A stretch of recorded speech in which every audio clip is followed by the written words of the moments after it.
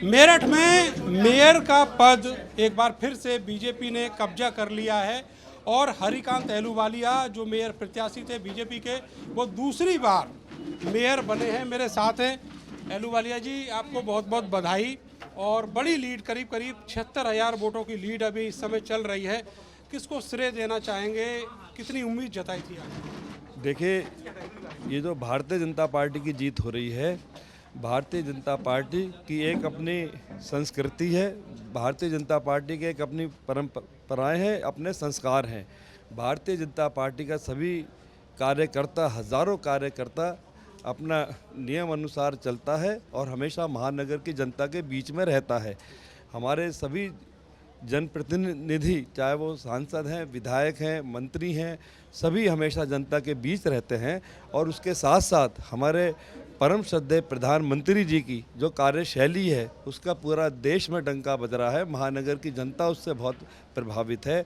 हमारे उत्तर प्रदेश के मुख्यमंत्री परम श्रद्धेय योगी जी, जिन्होंने एक आदर्श शासन व्यवस्था दी है उत्तर प्रदेश में, उससे भी मेरठ महानगर की जनता में एक बहुत राहत है।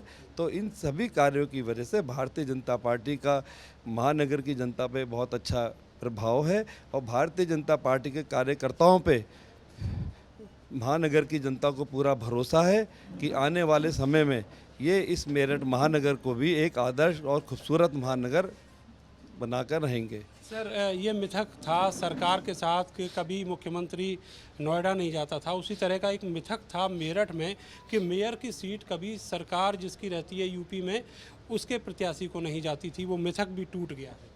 देखिए, अब भारतीय जनता पार्टी के कार्यकर्ताओं की शैली बदल गई है।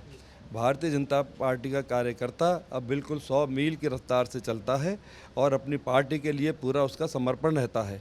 तो ये सब उसी की वजह है कि दूसरी बार भी मैं महापौर बनने जा रहा हूं। और ये जो तमाम रिकॉर्ड टूट रहे हैं कि जिसकी सरकार होती है उसका महापौर नहीं होता, ऐसा कुछ नहीं है। भारतीय जनता पार्टी का कार्यकर्ता की मेहनत के सामने ये सभी चीज़ टूट जाएंगी। मेरा आपसे आखिरी सवाल ये है कि बड़ी चुनौतियां बताई जा रही थी समाजवादी पार्टी की तरफ से, बहुजन समाज पार्टी की तरफ से।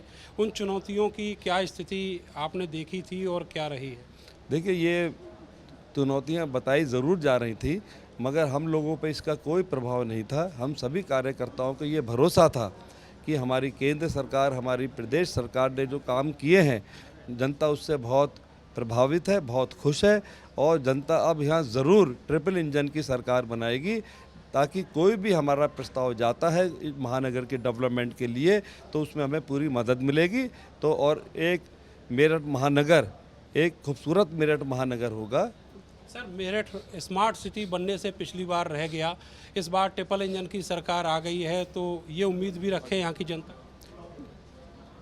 जहाँ तक स्मार्ट सिटी की बात है, मैं समझता हूँ कि वो विषय भी सबके सामने है, मगर क्योंकि जिस तरीके से सरकारें, हमारी केंद्र सरकार, प्रदेश सरकार काम कर रही है, उसी तरह स्थानीय सरकार को भी उसी रफ्तार से चलना पड़ेगा।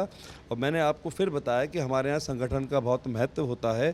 संगठन, हमारे जनप्रतिनिधि सभी इस मेरठ महानगर पर पूरा ध्यान देंगे और मैं समझता हूँ कि मेरठ महानगर का हर सिस्टम ठीक हो जाएगा। बहुत बहुत शुक्रिया आपका और आपको एक बार फिर से शुभकामनाएं, बधाई। तो हरिकांत अहलूवालिया एक बार फिर से मेरठ में मेयर पद के लिए निर्वाचित हुए हैं। ये कहा जा रहा था कि यहाँ पर एक बहुत लंबी फौज है बीजेपी की, जिसमें 2 मंत्री हैं, 4 सांसद हैं और कई एमएलसी और एमएलए भी हैं। इसके अलावा संगठन में भी बड़े पुराने और कद्दावर नेता हैं जो राष्ट्रीय स्तर तक के रहे हैं।